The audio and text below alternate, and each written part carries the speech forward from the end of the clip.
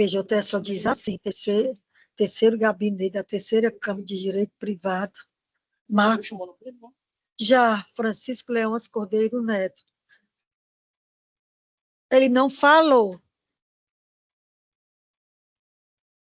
Então, vamos prosseguir. Vamos ao voto logo, doutor. A palavra ao relator desembargador Marcos Filho para o voto. Obrigado, senhora presidente. Reitero o cumprimento a todos. Passo, então, a leitura da parte negritada da ementa do processo, chamada a julgamento. Direito do consumidor, apelação civil, ação declaratória de inexistência de relação jurídica, combinado com repetição de indébito e danos morais. Cobrança indevida por serviço não contratado. Responsabilidade objetiva do fornecedor. Repetição do indébito em dobro. Ausência de comprovação de dano moral, manutenção da sentença. É como voto, senhora. Ao desembargador Paulo de Tarso para o voto. Acompanho o eminente relator, senhora presidente. Ao desembargador Lucídio para o voto. Da mesma forma, acompanho o relator. Proclamação do resultado. A Câmara, por unanimidade, conheceu do recurso para negar provimento. O próximo de pauta. 27, 27. De minha relatoria. Manuel Guedes Bezerra Neto, apelante. Apelação civil de número 0200-930-3/2023. O advogado Manuel Guedes.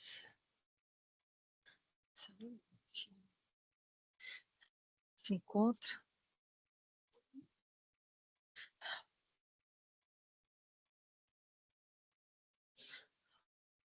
Cadê o número 27?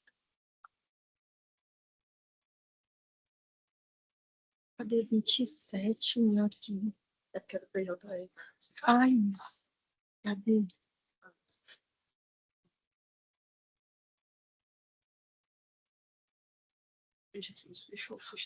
Pronto, Manuel Guedes se encontra. Está me ouvindo, doutor?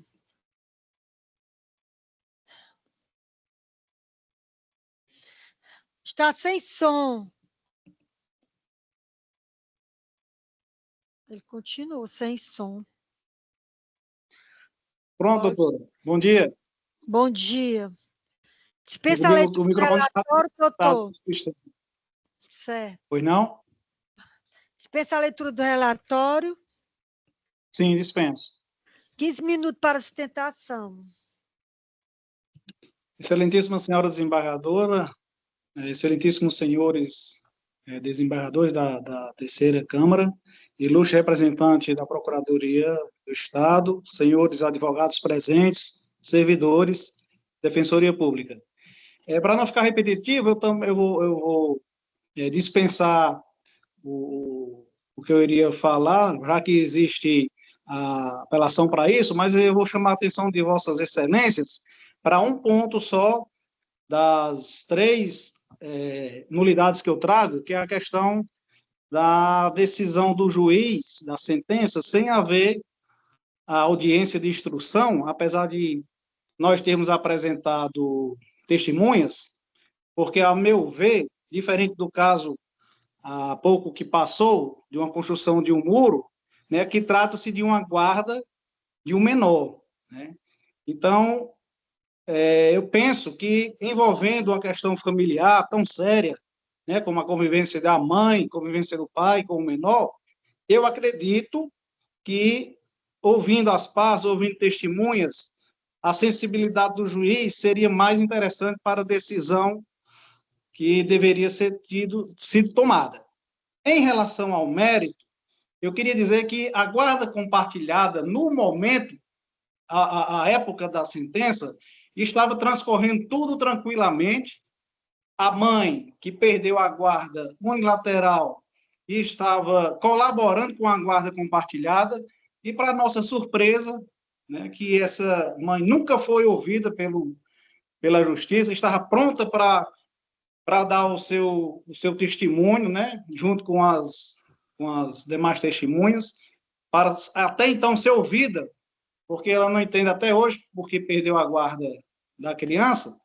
Então, esse momento foi cesseado. Então, a gente, insatisfeito com a sentença, tá bom? Nós vamos, eu solicitei no mérito a questão da guarda e pedindo que o reconhecimento da nulidade, a partir de intimação, que a gente julga que foi duvidosa, a gente pede a designação de nova, ou melhor, nova não, de uma audiência de instrução para as partes e testemunhas serem ouvidas, tá certo? E que, no mérito, seja julgado, pelo menos, se não a volta da guarda unilateral, mas a guarda compartilhada envolvendo essa família. Obrigado. Parabéns, doutor, pela explanação. Passar a leitura da proposta de ementa, até porque está bastante esclarecedora. Direito de família, apelação civil, modificação de guarda, ausência de nulidade processual, cerceamento de defesa não configurado, maus tratos, guarda unilateral em favor do genitor, assegurado o direito de visitação pela genitora, melhor interesse do menor, recurso conhecido e desprovido, sentença mantida. O juiz da segunda vara civil da comarca de Có concedeu a guarda unilateral do menor ao genitor, fundamentando a decisão em relatórios sociais e laudos psicológicos que apontavam evidências de melhor adaptação e bem-estar do menor sob os cuidados do pai, ante indícios de castigos físicos relatados pelo menor e justificados pela genitora como medida para manter a autoridade. A sentença garantiu à mãe o direito de visitas em finais de semana alternados e determinou a cessação da obrigação alimentar do genitor. Há duas questões em discussão: se houve nulidade processual por ausência de intimação adequada e cesseamento de defesa, se a decisão atendeu ao princípio do melhor interesse da criança, justificando a concessão da guarda unilateral ao genitor. Não se configura nulidade processual, pois a apelante teve oportunidade de se manifestar e quedou-se inerte, não havendo cesseamento de defesa. A ausência de audiência de instrução não caracteriza vício, especialmente quando as partes não requerem momento oportuno, a produção de provas ou elencarem testemunhas. O conjunto probatório demonstra que o menor apresenta melhor adaptação e desenvolvimento sob os cuidados do genitor, conforme laudo psicológico e estudo social. O princípio do melhor interesse da criança, previsto no artigo 227 da Constituição Federal de 1988 e nos artigos 4º e 33 do ECA, do Estatuto da Criança e Adolescente, foi respeitada a decisão recorrida. Recurso conhecido desprovido. Sentença mantida. Eis como eu voto. Passa a palavra ao desembargador Max Willi para proferir o voto. Acompanho o voto, Vossa Excelência, senhora presidente. Ao desembargador Paulo de Tarso para o voto. Também acompanho, senhora presidente. Proclamação do resultado. A Câmara, por unanimidade, conheceu do recurso para negar provimento. O próximo, agora.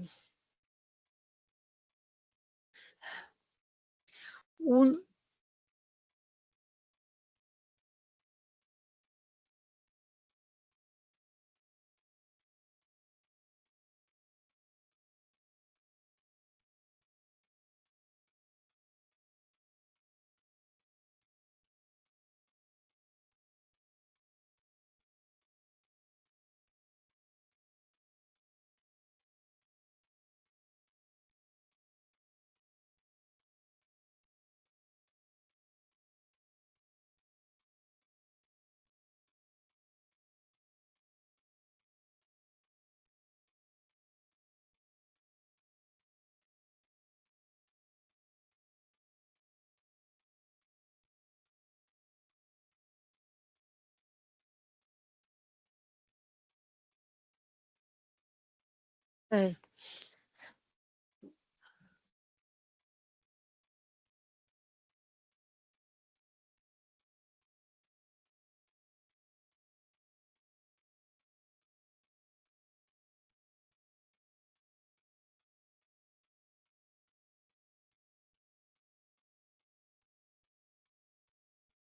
É. 125, relator desembargador Paulo de Tarso Pires Nogueira. Apelação civil da Vara Única da Comarca de Milagres de número 000630518-2016. O advogado da parte apelada, José Boaventura Filho, se encontra 125. Pronto. Dispensa a leitura do relatório, doutor. Está sem som, está sem som. É porque não está. Doutor Boaventura está sem som. Quem É isso mesmo? Sou eu. Não, é ele. É ele. Mas, senhora presidente, para a gente facilitar o nosso serviço, não sei se tem algum advogado da parte agravante já habilitado para sustentação oral, não, né? É só o doutor Boaventura. Aqui no meu roteiro só Pronto. consta a parte apelada. Isso, perfeito. Quando tem os dois, também certo, é só recebo. questão mesmo de excesso de zelo. Perguntar. Mas, doutor Boaventura, não sei se o senhor está ouvindo aí com sinal positivo. Estou ouvindo, excelência. Agora estou com áudio habilitado também ao senhor. Eu observei que o senhor também, desde o início aqui da sessão, está ali pacientemente esperando a sua oportunidade. Mas, doutor Boaventura, como o senhor representa a parte apelada, não é isso? Isso, excelência. Nós estamos desprovendo o recurso da senhora Cícera Umbelina. Não está favorável ao cliente do senhor. O senhor insiste na sustentação oral? Excelência, eu só queria um pouco mais de detalhe no desprovimento. Nós vamos ler aí a pergunta. Porque há uma situação na sentença que a parte apelada pretende reforma, embora não tenha recorrido, à época não era eu o advogado da parte. Mas aí a gente não pode reformar sem o recurso da parte, né? Por força do princípio devolutivo amplo, excelência. Apenas nesse aspecto. O senhor deseja fazer a sustentação oral? Eu gostaria 5 minutinhos apenas, pois não. Por força desse ponto. Agradeço a Vossa Excelência. O nobre advogado terá 15 minutos para a sustentação. Obrigado, Excelência. Obrigado à desembargadora presidente, doutora Cleide Alves de Alencar, a Sua Excelência, o desembargador Paulo de Tarso, relator, ao desembargador Nonato Silva Santos, meu conterrâneo da cidade de Juazeiro do Norte, a quem rendo homenagens. Boa tarde, doutor Boaventura. Feliz Páscoa para o senhor e para a família. Graças a Deus, tudo bem. É sempre uma alegria dividir a tribuna com Vossa Excelência e com o Tribunal de Justiça do Estado do Ceará. Aprendo sempre. Né? O desembargador Lucídio Queiroz, o desembargador Marcos William. Meus cumprimentos também ao Procurador da Justiça, à Defensoria Pública, aos demais colegas presentes, aos serventuários e à assistência. Eu vou ser muito breve, doutor Paulo, porque é apenas um ponto da sentença que me parece que merece reforma. E aí, com todas as vênias a Vossa Excelência, que já se manifestou sobre a questão de não haver recurso de apelação da parte vencedora, e de fato não há, né? Eu peço vênia a Vossa Excelência para requerer a observação deste elemento sob o ponto de vista do efeito devolutivo amplo. Como esta corte é uma corte revisora dos fatos e do direito, embora não tenha havido o recurso, esses fatos e esse direito podem ser revistos por Vossas Excelências. E na decisão que desconhece o direito de reintegração de posse e reconhece o direito real de habitação da minha cliente, o juízo de piso, ele limitou esse direito real de habitação a uma parte da residência. É um terreno amplo, é um terreno grande, de fato, são 70 hectares, um pouco mais, um pouco menos, e o juízo de primeiro grau quando reconhece o direito real de habitação, ele limita esse direito real de habitação apenas a 4 hectares. Entretanto, excelências, essa área não está delimitada em nenhum documento, em nenhum instrumento. Essa delimitação ela não foi objeto de prova, apenas entendeu a Sua Excelência, o juiz de primeiro grau, que talvez isso fosse um dever de justiça, né? Já que uma das partes pretendia ter a posse do bem como um todo e não detinha posse, tanto que a sentença ali foi desfavorável, e a outra parte detinha o direito real de habitação sobre este imóvel, que era onde residia com o cônjuge falecido. E o juiz de primeiro grau, talvez num pensamento salomônico de distribuição de justiça, resolveu por bem cingir a área da residência. Mas convenhamos, Excelência, e observemos esse ponto. Seria possível que esse direito real de habitação se desse em alguns cômodos de uma residência ou de um apartamento e não nos demais? Ou seja, o juiz de primeiro grau, ele cindiu o direito, ele cindiu a área, ele acaba por restringir a aplicação da lei, aonde a lei não permite restrição. Isso é uma norma hermenêutica clássica, né?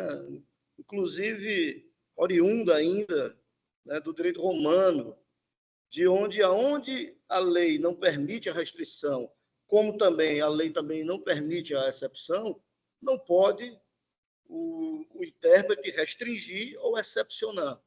Então, apenas com esse ponto, e aí agradeço a paciência de Vossas Excelências, e agradeço especialmente a educação e a delicadeza do doutor Paulo em ouvir, né, em que pese o voto já ser favorável à parte, nesse ponto específico. A sentença acaba por cindir e, por isso mesmo, prejudicar o direito real de habitação, que reconheceu como válido, que reconheceu como eficaz e como o direito que deveria ser observado nesse caso em concreto. Por isso a minha fala e por isso a insistência. Agradeço a paciência de Vossas Excelências. Muito obrigado. Parabéns, doutor, pela explanação. Ao relator desembargador Paulo de Tarso para o voto. Pois não, senhora presidente, eminentes colegas, eu vou me restringir à apelação, a única que consta nos autos, apelação de Cícera Umbelina Leite de Figueiredo. Ementa. Direito civil e processual civil, apelação civil em ação de reintegração e direito de habitação. Improcedência na origem, recurso da autora, pretensão reintegratória com base no direito de propriedade. Fungibilidade entre ações possessórias e petitórias. Inviabilidade, ações que possuem causa de pedido diversas.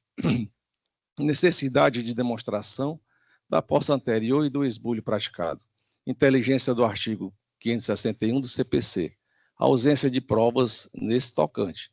Ônus que incumbia a autora, artigo 373, inciso 1 do CPC. Requisitos para a reintegração de posse inexistentes. Discussão sobre a propriedade do imóvel que é irrelevante para a demanda possessória. Direito de habitação, único bem destinado à moradia do casal, inteligência do artigo 1831 do Código Civil. Direito constitucional de moradia, matéria que deve ser objeto de ação própria. Recurso conhecido e desprovido de manutenção da sentença que se impõe. É como eu voto, senhora presidente. Ao desembargador Lucídio para o voto. Eu acompanho integralmente o relator, senhora presidente. Ao desembargador Raimundo Nonato para o voto.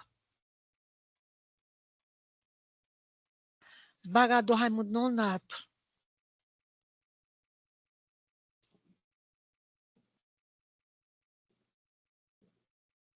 Vocês estão vendo aí o desembargador Nonato aqui?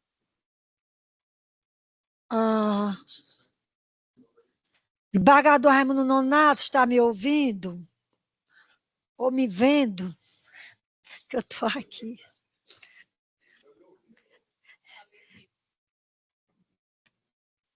Eu já...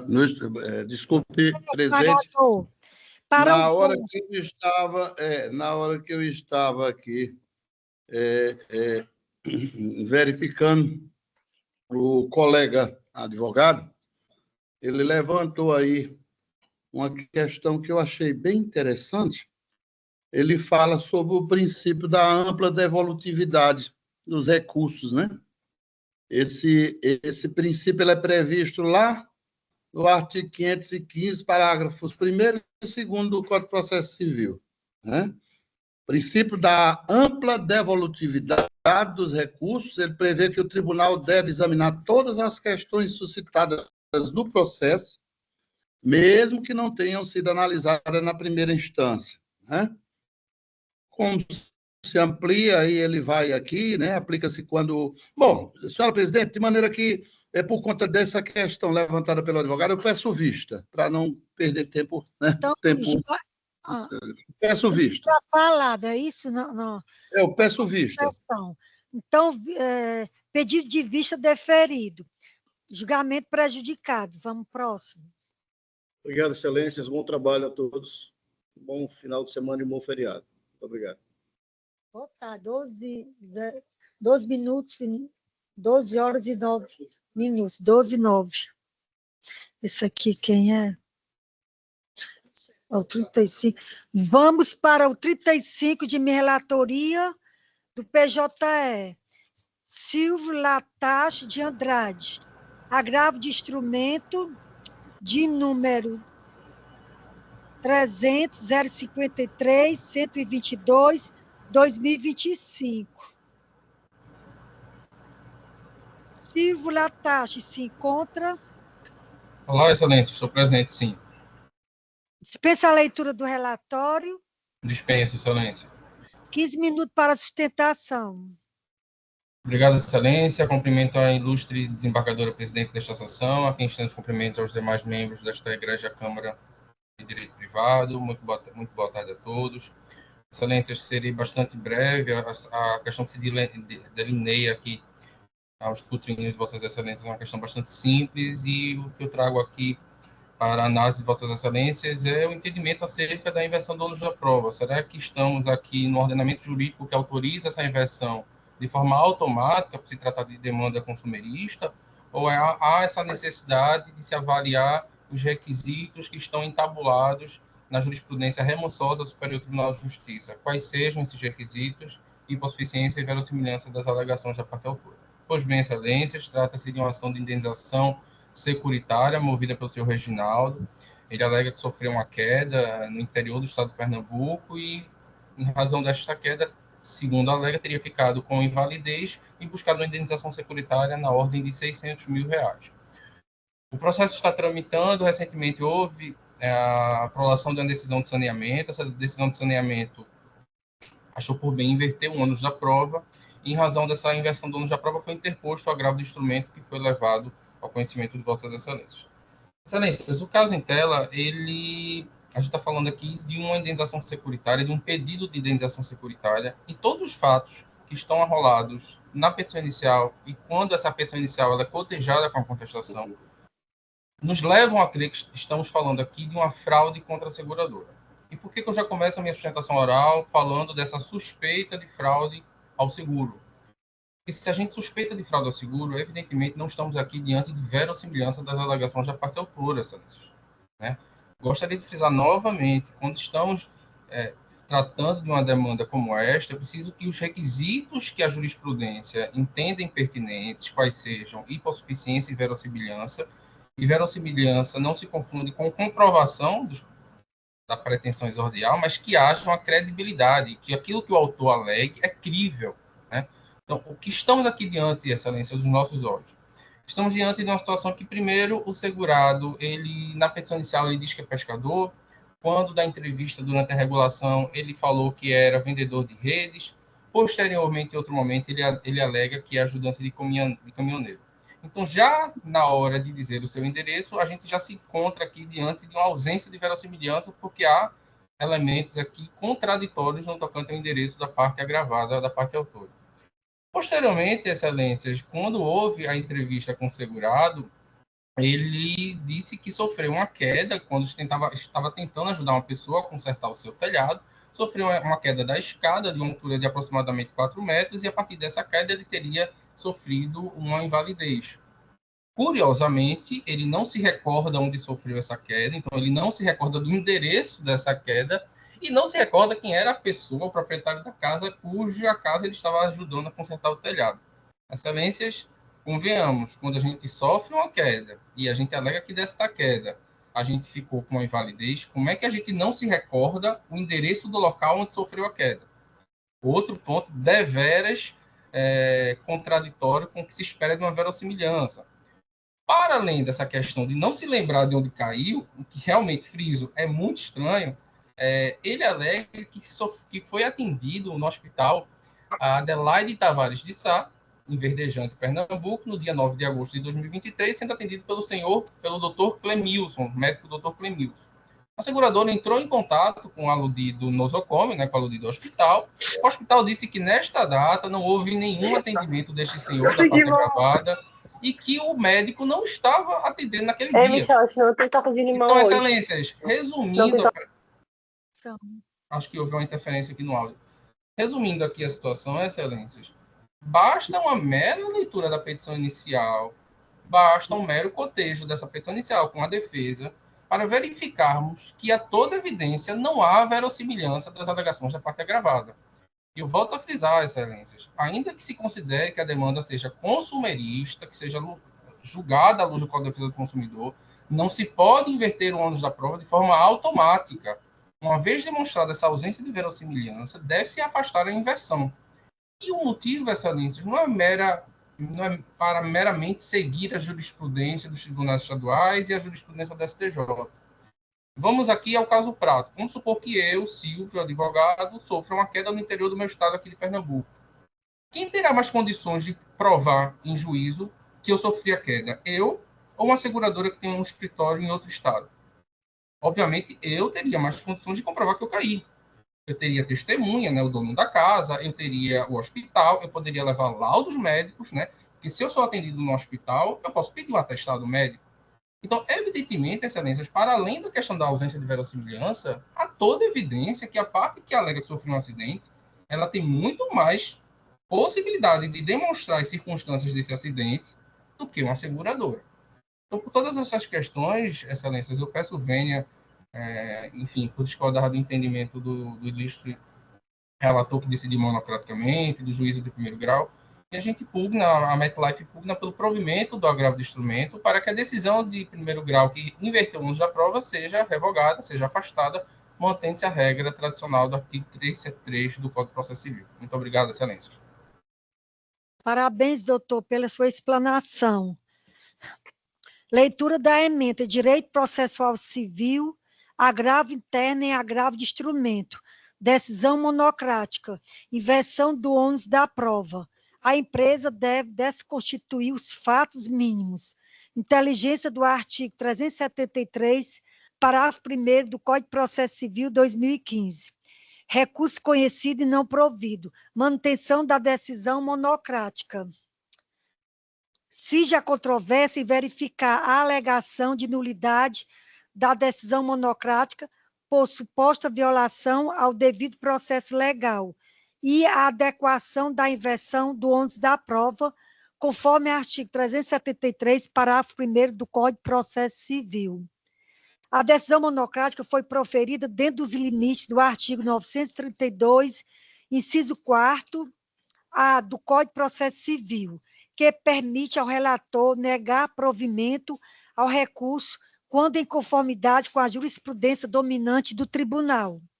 A inversão do ônus da prova atendeu aos requisitos legais, considerando a maior facilidade da parte ré na produção da prova, em conformidade com o artigo 373, parágrafo 1º do CPC, no sentido de se desincumbir dos fatos constitutivos de direito do autor.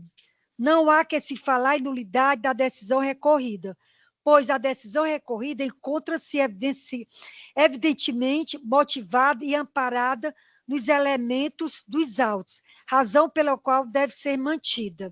Agravo interno conhecido e improvido. Não há nulidade da decisão monocrática que mantém a inversão do ônus da prova, desde que fundamentada nos termos do artigo 373, parágrafo 1º do Código de Processo Civil, e em consonância com a jurisprudência aplicável. Eis como eu voto.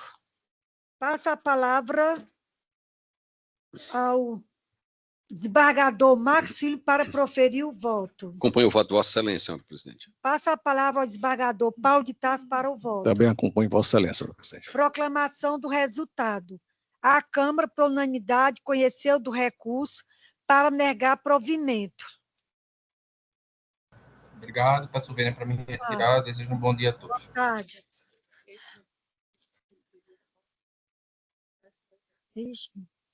Este do agravo de instrumento, São Benedito, de número 062-033-308-2025, relator desembargador Raimundo Nonato, pediu apenas para o resultado, de pauta 31, Rafael Gomes Viana, da parte agravada. Desembargador Raimundo Nonato, Pois não, pode presidente. proferir o voto, que ele só quer mesmo a proclamação do resultado após. Para proferir o voto. É número 31. É, o 31 da pauta, eu vou... Senhora presidente, a ementa processual civil e civil, agravo de instrumento, ação de guarda, determinação de reaproximação gradual da criança com o pai e avós paternos, possibilidade, superior interesse da criança, proteção integral, recurso não provido. É esse a minha decisão. Essa é a minha decisão. Acompanho o voto do relator. A palavra ao desembargador Marcos Filho para o voto. Com o relator. Proclamação do resultado. A Câmara, por unanimidade, conheceu do recurso para negar provimento.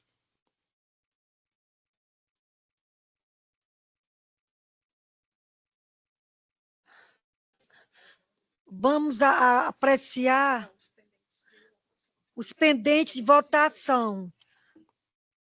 O extra pauta, no caso. Conflito de competência, número 1 da pauta, não é isso aqui? Presidente? Conflito de competência de número 00000011-16/2025. Relator, desembargador Paulo de Tarso.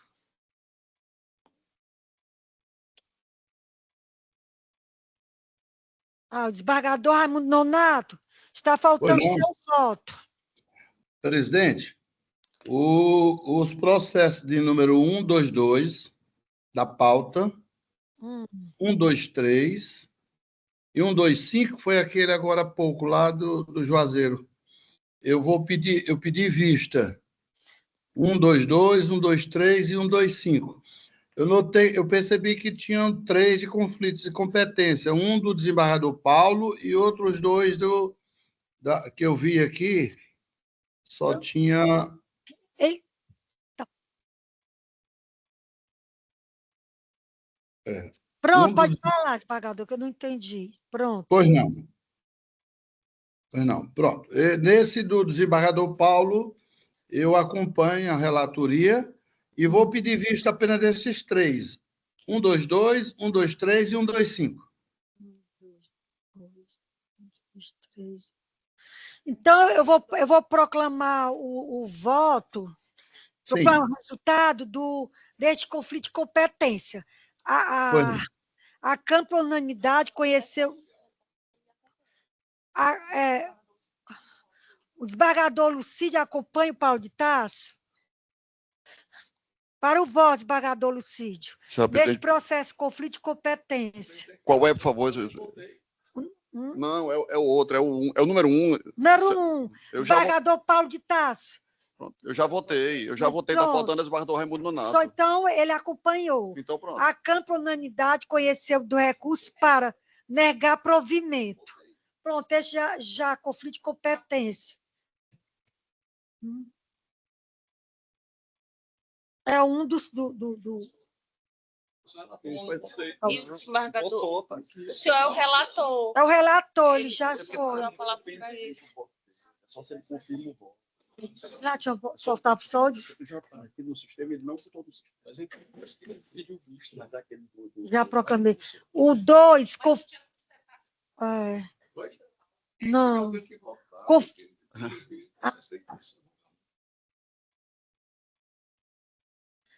Número 1, conflito de competência. Eu vou retificar e começar tudo de novo. Ao desembargador Paulo de Tarso para o voto. De número 000011, 16, 2025. Senhora presidente, só um esclarecimento, eu não falo em relação do conflito de competência. Tudo bem que estava faltando só o voto do desembargador Nonato, mas eu falo em relação aos que o desembargador solicitou vista, que é 122, 123 e 125. Porque não foi julgado, a gente não iniciou o julgamento dele, não foi chamado, eu não proferi meu voto. Ele apenas disse que vai pedir vista, mas a gente não iniciou o julgamento dele. Os pedidos, Paulinho, os pedidos de sustentações orais já terminaram? Já, senhor presidente, quem está no processo tem que estar na pauta, né? E o 122, 123 e 125, Vossa Excelência pediu vista. Só que não, mas só depois que o senhor proclamar o seu voto. É isso que eu estou querendo. Votar. Eu estou só dizendo que é um desejo meu de pedir vista, mas só depois que Vossa Excelência proclamar seu voto. Perfeito, senhor presidente. Eduardo. Se dos extra pauta, depois vai os vistos. 2, conflito de competência de número 9347, 2025.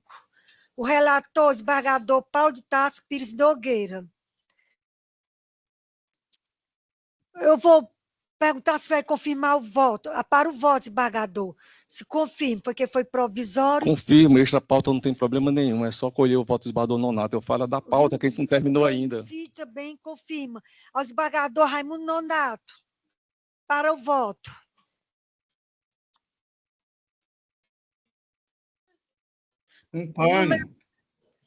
Número 2, conflito de competência, desembargador Raimundo Nonato.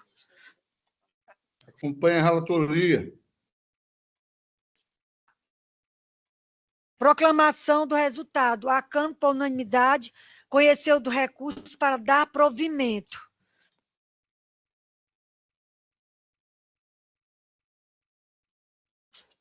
Faltava só o desembargador Raimundo Nonato.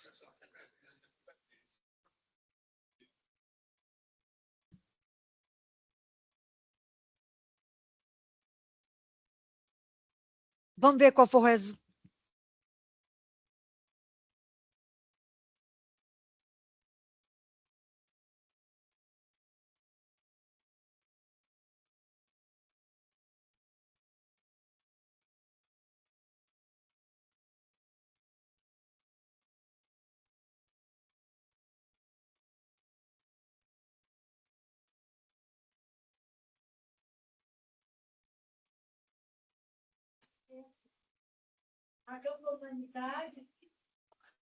O 2, né, senhora presidente?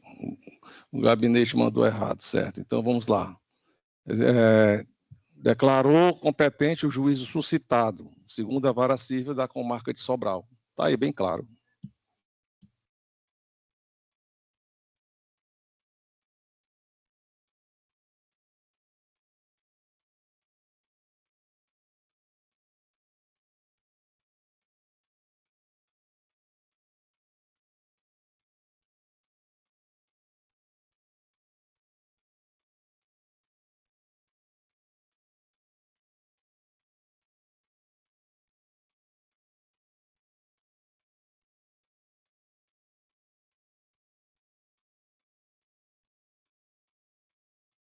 Por unanimidade, declarou competente o juiz suscitado, segundo a Vara Civil da Comarca de Sobral.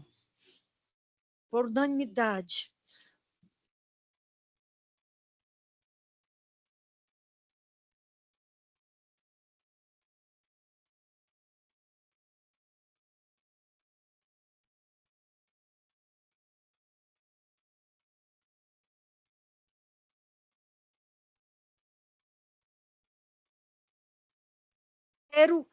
Terceiro número de pauta. Conflito de competência civil número 157, 2025. Relator, desembargador Paulo de Tarso.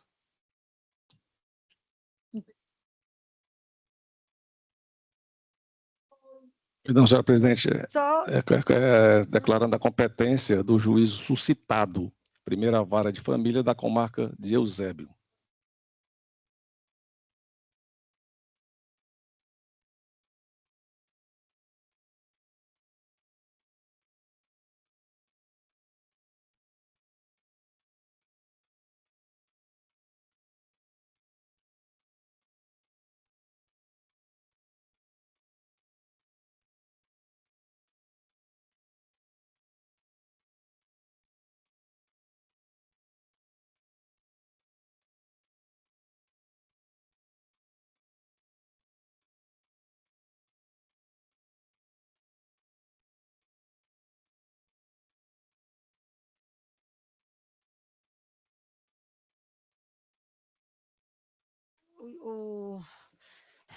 O desembargador Lucídio também confirma. Acompanha o voto do relator. Eu ratifico o voto já lançado, senhora presidente. E o desembargador Raimundo Nonato também confirma. Também, senhora presidente, é no conflito, né? Sim. Exatamente, presidente. Eu acompanho o relator. A Câmara, proclamação do resultado. A Câmara, por unanimidade, conheceu do conflito para declarar competente o juízo suscitado da primeira vara da comarca de Eusébio.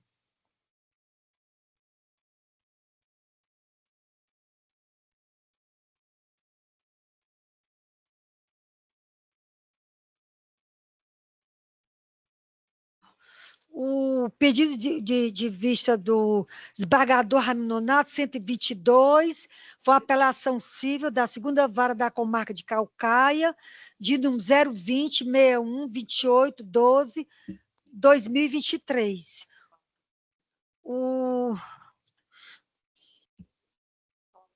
Cadê o relator? Ao desembargador Paulo de Tarso, aqui vai, ele, para o voto, vai permanecer com o voto.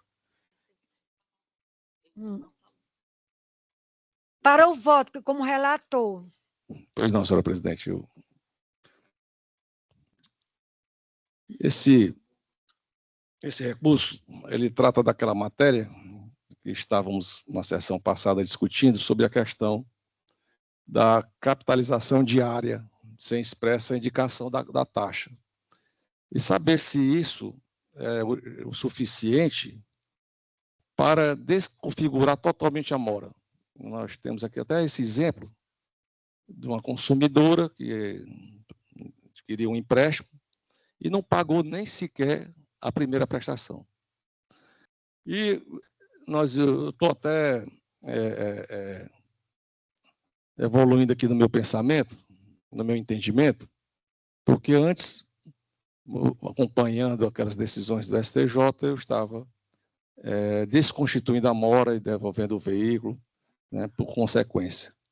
Mas eu decidi estudar melhor esse assunto e, por conta disso, veio essa evolução, no sentido de que, não havendo essa previsão do índice da taxa diária de capitalização, o que se deve fazer, pelo menos aqui o que eu entendo que é o mais correto, o mais justo, é que não se deve afastar completamente a mora.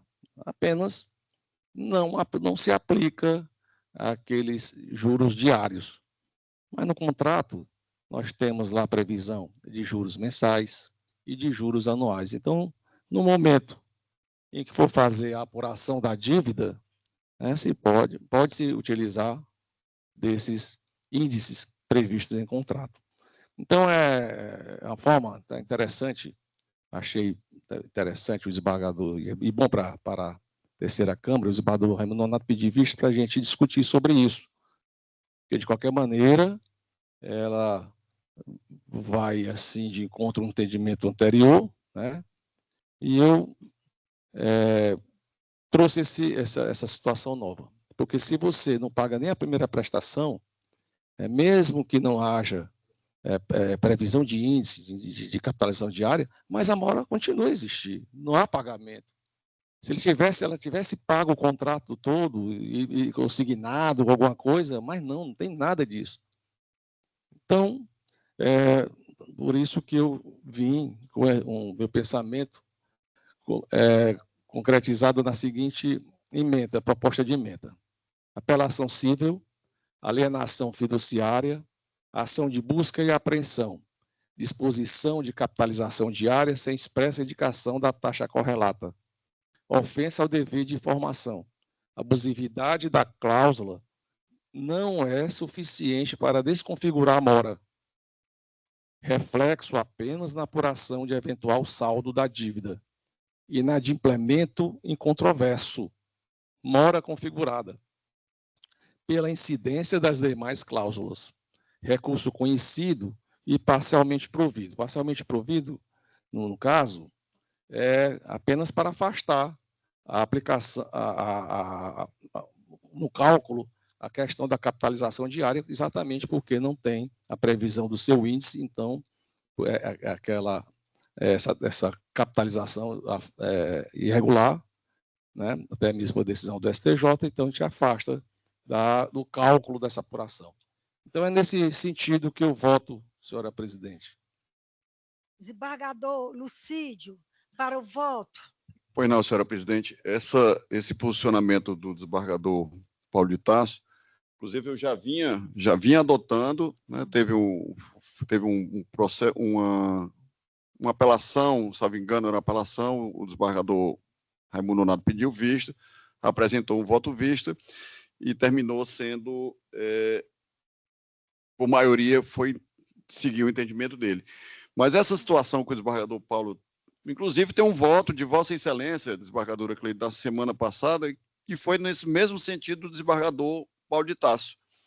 E é uma situação, se assim o fosse, nós estaríamos aqui chancelando um grande calote. A pessoa não pagou uma única prestação, doutor Francisco Mauro. Não, paguei uma.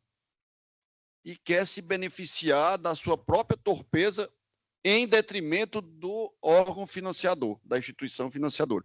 Então, o voto, para mim, é um voto perfeito, eu li com muito cuidado, ele tinha antecipado o voto, eu já tinha examinado, e eu acompanho integralmente o voto do desembargador Paulo de Tarso.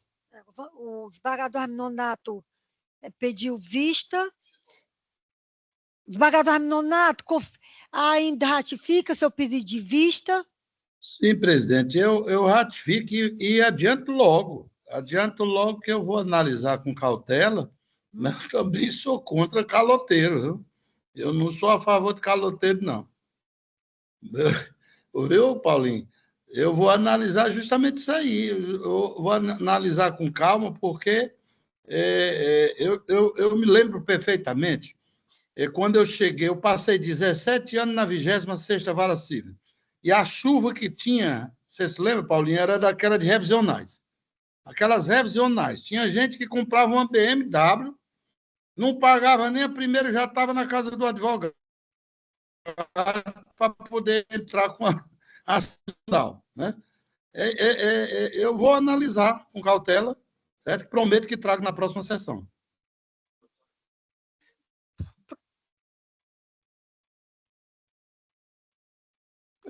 Eu estou entrando de férias, graças a Deus, aqui. Só quando o desembargador Paulinho voltar. Só quando o desembargador Paulo voltar. Dá né, como sempre, uma caprichada no entendimento, que é um assunto realmente bem interessante, desembargador. Não, eu vou ficar, um debate maior. Eu vou ficar atento. Eu também, em cima disso aí, eu conversando com gente da diretoria do BNB e cidadão que tomou aqui, lá, vamos dar um exemplo, lá em Juazeiro mesmo, não vou citar o nome. O cara tomou cerca de 40 milhões de reais emprestado do BNB, não pagou a primeira. No dia seguinte, ele já estava com um advogado com ação. Então, assim, calote não. Calote eu não admito, não. Por isso que eu vou analisar com calma, que eu ainda não... Né? Mas eu garanto que quando o desembargador Paulo de Tarso Pires Nogueira retornar, eu trarei o processo. Voto visto. Pronto, vamos para o número de pauta 123, 022, 592, 044, 2023, apelação civil da 7ª Vara Civil da Comarca de Fortaleza. Ao desembargador Paulo de Tarso para o voto. Pronto, a situação, senhora presidente, a situação análoga, eu estou mantendo aquele mesmo entendimento de não afastar a mora por pela simples falta de previsão do índice da capitalização diária. Então, eu estou conhecendo e provendo o recurso parcialmente. Ao desembargador Francisco Lucídio para o voto. Eu acompanho integralmente o relator. Ao desembargador Raimundo Nonato, se... Mantém a vista. De vista. Pronto. Vai pedido de vista, não é isso? O 125... Sim, é o 123, 122... Ele já foi posto em mesa. O 125 já foi analisado, eu pedi vista. Isso, exatamente. Ficando. Vamos agora apreciar os processos da pauta que ainda não foram votados. Então foram esses, né? Já não tem mais nenhum para ser votado. Sim, mas tem algum processo, todos já foram, então pronto. Vamos agora para os vistas, vamos lá.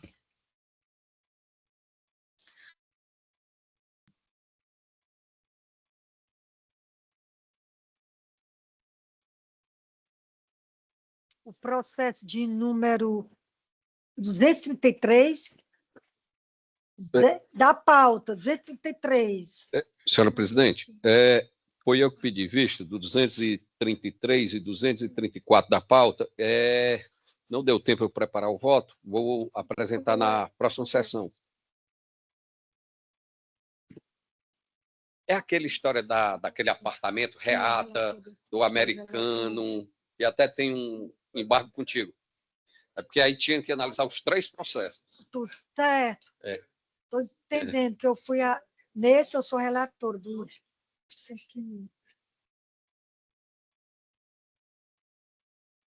Foi? Eu vou dar uma olhada. Pronto.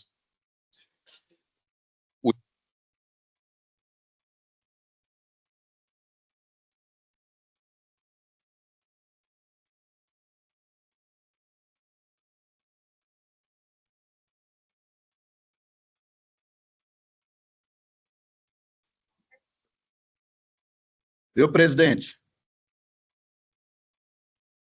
desembargador Paulo de Tarso. Eles vão ser julgados de uma vez só. Pois não, desembargador. É aquele, só um pequeno detalhe, esse processo de Vossa Excelência que eu pedi vista, é porque, inicialmente, quando Vossa Excelência vota, aí Vossa Excelência contraria um tema do STJ, certo? Só que com um detalhe, Vossa Excelência contraria um tema, mas aí Vossa Excelência tem uma observação interessante a fazer, porque a pessoa entrou com a revisional e ela sequer pagou uma prestação, certo? Então, o meu objetivo aqui é não bater de frente com o tema do STJ e procurar uma maneira de a gente relativizar a não aplicação desse tema nessa situação. Está entendendo? Aí a gente pode ir para um princípio da razoabilidade, qualquer coisa. É isso que eu queria verificar, para a gente não dizer, olha, tem uma Câmara do Tribunal de Justiça do Ceará que ele está batendo de frente com o tema do STJ. Isso, e é até bom esclarecer a Vossa Excelência, na sessão passada, a Vossa Excelência não pôde comparecer. Não é isso? Estava em missão. Foi. E aí foi exatamente na sessão passada, acho que os colegas aqui da Câmara lembram, que a gente ficou de apreciar esse tema. E eu disse, não, eu vou trazer, então, na próxima sessão, vou trazer um outro entendimento para a gente discutir. Até que, desembargador, não estou fugindo muito do tema do STJ, porque eu estou afastando a cláusula, a aplicação da taxa de capitalização diária, eu estou afastando do cálculo. Agora, eu não estou afastando a mora completamente, né? Então, eu não estou assim, tentando não se divorciar totalmente do tema, mas trazer aqui para a discussão dos Não, demais mas membros da terceira Câmara. é interessante, desembargador Paulo, é porque eu não participei da sessão, a sessão passada. Então, eu estava só querendo ver uma maneira de relativizar, entendeu? Mas eu concordo, inicialmente eu concordo com Vossa Excelência. Isso é má-fé, né? A pessoa faz o empréstimo, está em mora, não paga uma prestação sequer e já vem discutindo, né? Quer dizer, está usando de má-fé. Se quer consigna, nada, só...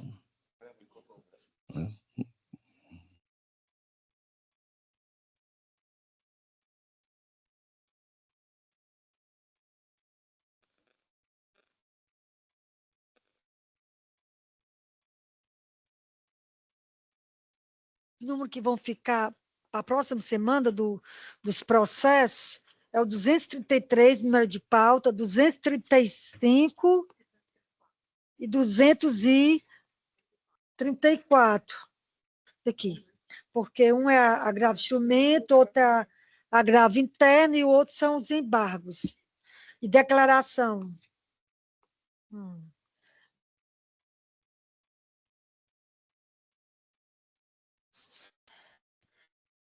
O próximo, o 236, apelação civil de número 013, 724, 348, 2017. O relator desembargador Paulo de Tassa, é isso? E o... Isso aqui nem... Isso é alterado. Isso é alterado aqui, ainda está em meta. Ainda está em meta aqui. Deixa do voto. O desembargador Lucídio pediu vista. E... Voto visto. Tem um voto em tal.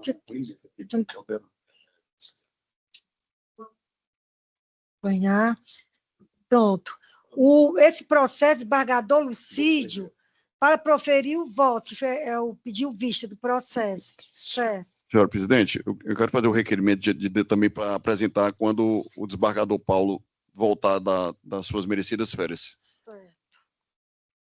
Deferido, pedido.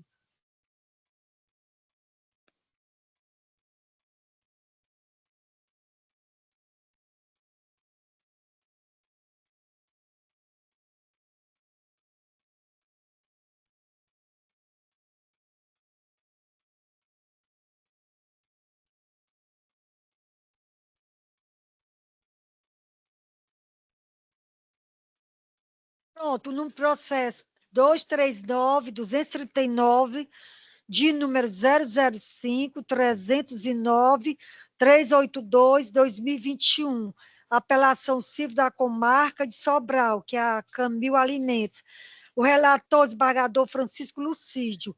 Então, ao desembargador Raimundo Donato para o voto. Pediu vista do processo.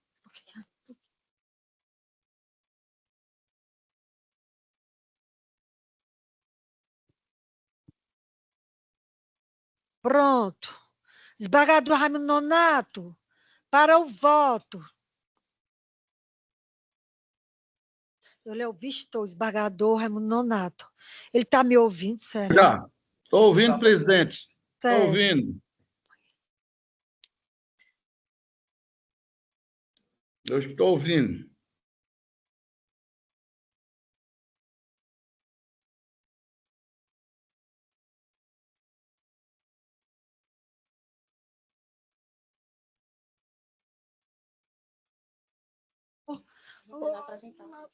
Isso, ele vai apresentar a vista do processo. Eu estou esperando ele falar. Qual é o número do processo, presidente? 239. É o 0053093. É isso?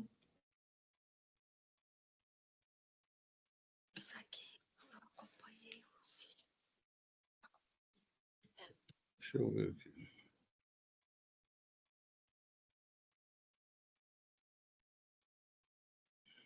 Nesse caso, eu acompanho o relator, tendo em vista que a decisão está em consonância com a jurisprudência majoritária do STJ. Desembargador Lucídio, confirma o voto. Sim, senhora presidente, eu confirmo. Eu também acompanho o voto do relator. A Câmara, por unanimidade, conheceu do recurso para negar provimento.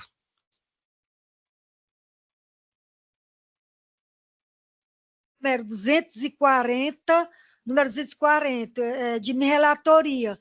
Agravo de instrumentos 062, 3199, 23, 2024. Desembargador Lucídio pediu vista do processo, né? O vistor aí do... Então, desembargador Lucídio, para proferir o voto. Pois não, senhora presidente. Vista.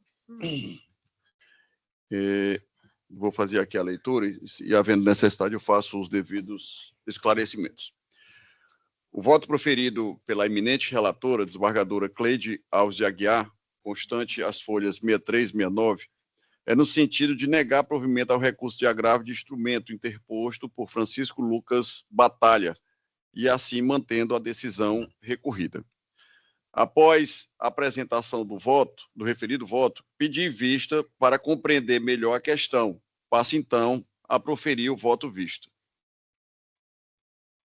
Como já destacado no relatório, o recorrente interpôs o presente agravo de instrumento visando a reforma da decisão interlocutória de folhas 78 até a 82, proferida nos autos da ação declaratória de nulidade do negócio jurídico cumulada com prestação de contas. Aí eu trago aqui o número do procedimento, a qual decisão que indeferiu a tutela de urgência solicitada pelo agravante.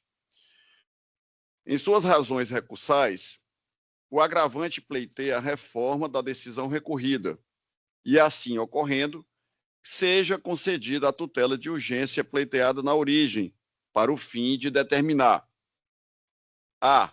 o depósito dos lucros e dividendos da pessoa jurídica; b. a busca de bens pelo sistema Renajude e Infojude; c. a inserção de cláusula de indisponibilidade de bens encontrados e da própria empresa; d. a constatação de ativos, bens e mercadorias; e. a demonstração do saldo bancário e contas pessoais do sócio; f. a prestação de contas mensais da empresa; g. a busca e apreensão dos ativos; h.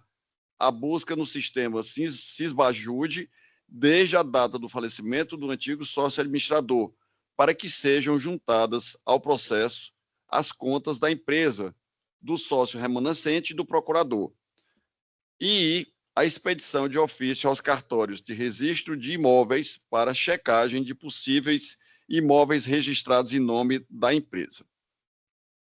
O cerne da controvérsia consiste em verificar a validade da decisão interlocutória impugnada, que indeferiu a tutela de urgência, analisando se há demonstração da verossimilhança das alegações e do risco de dano irreparável que justifique a concessão do efeito ativo recursal pretendido. De início, importa consignar que, para que seja possível deferir a antecipação de tutela pleiteada na origem, é imprescindível a presença concomitante dos requisitos do risco de dano grave, de difícil ou impossível reparação e a probabilidade de provimento do recurso. A ausência de apenas um desses requisitos impede o deferimento da análise do outro, pois devem estar presentes de maneira simultânea. Compulsando os autos da ação declaratória já referida, verifica-se que o autor pleiteou a concessão de tutela antecipada, com o intuito de evitar a dilapidação do patrimônio da empresa Mil Comércio de Tecidos Limitada, CNPJ, traga aqui o número, da qual o seu filho falecido era sócio, diante da constatação de possível fraude na cessão das cotas societárias para o agravado. Em detida análise dos autos de origem, verifica-se que há a presença da probabilidade do direito da parte recorrente, visto que restou demonstrado pelo autor, ora recorrente, mediante prova documental, que o primeiro aditivo ao contrato social, folhas 22 e 23, que transferiu todas as cotas do sócio Pedro Regis Freitas Neto para o agravado Ivanaldo Fernandes Nogueira, e fora registrado na junta comercial no dia 17 de junho de 2021, quando Pedro Regis já estava morto. Ou seja, segundo a certidão de óbito acostada às folhas 19 dos autos de origem, Pedro Regis faleceu no dia 5 de maio de 2021. Sobre a matéria, destaco o teor do artigo 605 do Código de Processo Civil e trago aqui na sua literalidade. Artigo 605. A data de resolução da sociedade será, no caso de falecimento do sócio, a do óbito. Na retirada e motivação, e aí traga as outras, mas o que interessa é exatamente o inciso 1, que é a data do falecimento do sócio. Não bastasse isso, verifica-se que o aludido aditivo for assinado pelo sócio Pedro Regis dias antes de sua morte, o que levanta suspeita razoável sobre a validade do documento e da manifestação de vontade nele contida.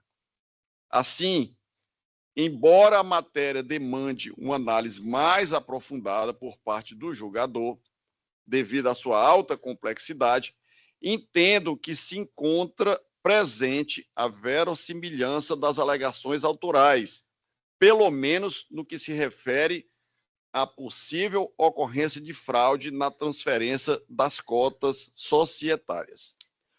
Também vislumbro a presença de risco de dano irreparável, uma vez que a não concessão da medida antecipatória poderá permitir a dilapidação patrimonial da empresa Mil Comércio de Tecidos, pois, atualmente, todas as cotas societárias estão sob controle do agravado, tendo este o pleno domínio sobre a integralidade do patrimônio da sociedade.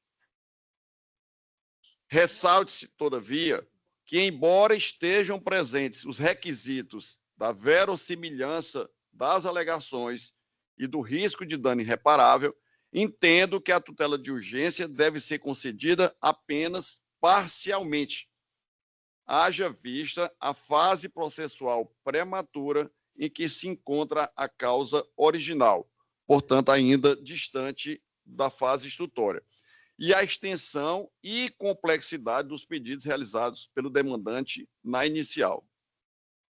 Nesse contexto, é importante destacar que uma considerável parte dos pedidos apresentados pelo autor confunde-se com o procedimento específico do rito de apuração de haveres, que demanda providências de maior complexidade, tais como o depósito judicial dos lucros e dividendos e a busca e apreensão de ativos, os quais são incompatíveis com a superficialidade da análise realizada para fins de concessão de medidas liminares. Insta salientar que a apuração dos haveres deve ser feita por meio do balanço de determinação, que é elaborado por perito contábil judicial, a partir dos registros contábeis, a fim de verificar o real valor patrimonial da empresa, para se obter a divisão do patrimônio líquido da sociedade pelo número de cotas, que é aferido com o abatimento do passivo da sociedade total dos bens ativos e, consequentemente, determinar o montante dos haveres do sócio. Sobre a matéria, eu trago aqui uma jurisprudência que se aplica a essa fundamentação. Eu não vou fazer a leitura para não me demorar por muito. Assim, considerando a complexidade do feito e o grau de cognição que disponho sobre a matéria versada dos autos de origem, entendo prudente que sejam acolhidos, neste momento, apenas os pedidos de busca nos sistemas informatizados de pesquisa patrimonial bem como a expedição de ofício aos cartórios de registro de imóveis, com a consequente inserção de cláusula de indisponibilidade dos bens que venham a ser encontrados. Já quanto aos demais pedidos autorais, depósito dos lucros e dividendos da pessoa jurídica, constatação de ativos e os outros remanescentes, verifica a impossibilidade de acolhimento nesse momento processual.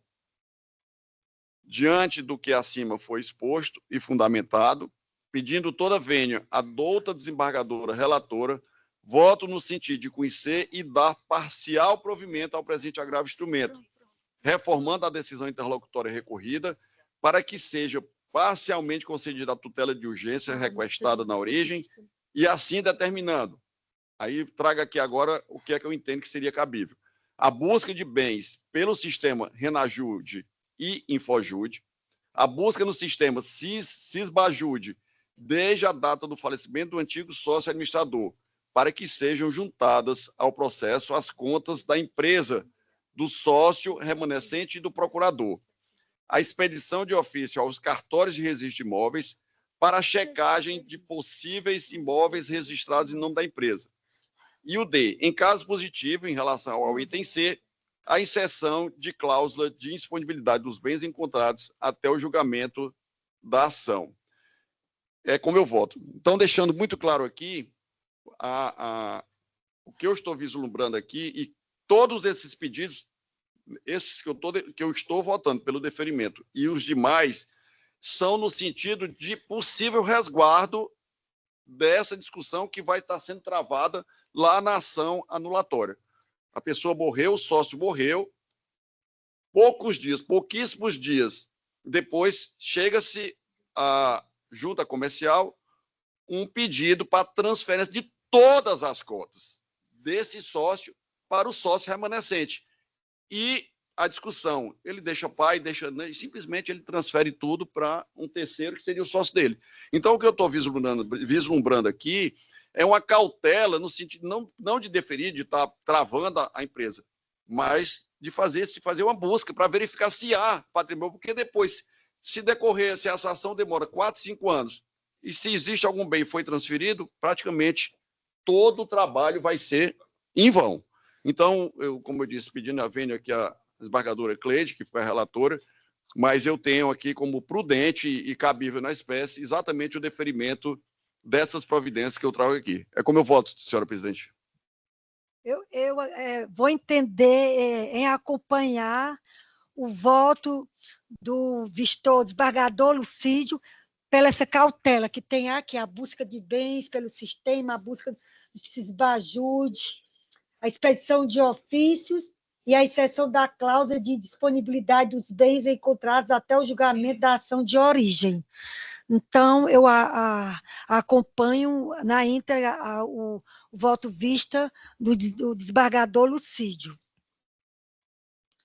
A palavra ao desembargador Marcos Filho para proferir o voto. Senhora presidente, adiro integralmente ao voto visto. A Câmara, por unanimidade, conheceu do recurso para dar parcial provimento. Tem outro? Ainda não, é o último, não é? Pronto, terminou.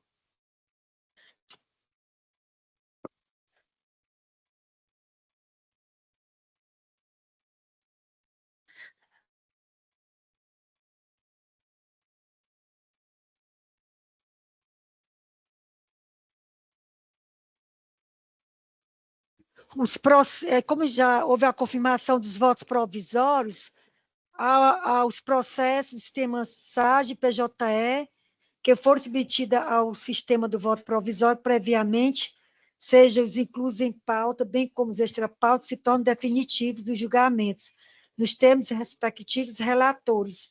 Agora, se alguém quer se manifestar, acho que não, né? Não. Só desejar. Pagador Paulo Passo, uma feliz férias, que tenha muito paz e passeie bastante, usufrua de suas férias. Vai para a Europa. Esqueça. 15 dias na Europa. Eita. Jardim aqui, a Europa aqui tem um bairro lá da Caponga. Então, pronto. Seja bem feliz nas suas férias e volte firme e forte. Também, senhora para presidente. aguentar o rojão da Isso, sessão. também desejar a todos uma feliz Páscoa, uma abençoada Semana Santa, e que a gente possa mergulhar no que essa semana representa para todos nós. Senhora presidente, só informar, né, que nas minhas férias o doutor Krentel será convocado, né, para evitar o menor prejuízo possível à terceira Câmara, né, se a Câmara desenvolver normalmente suas atividades. Eu agradeço as palavras, desejar a todos uma feliz Páscoa. Obrigada, Aide. Também desejo a todos o mesmo que o doutor Paulo de Tarso está desejando a nós. Doutor Franco, não sei se continua ainda com a gente.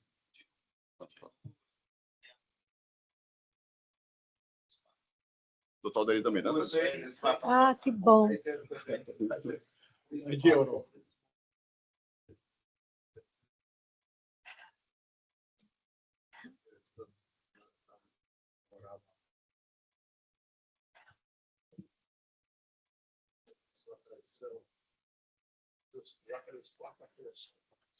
Pronto, desembargadora, sessão encerrada. Pronto, nada mais. Havendo a se declarar. Feliz Páscoa para todos. Feliz Feliz Semana Santa. Tchau. Até a próxima sessão, se Deus quiser.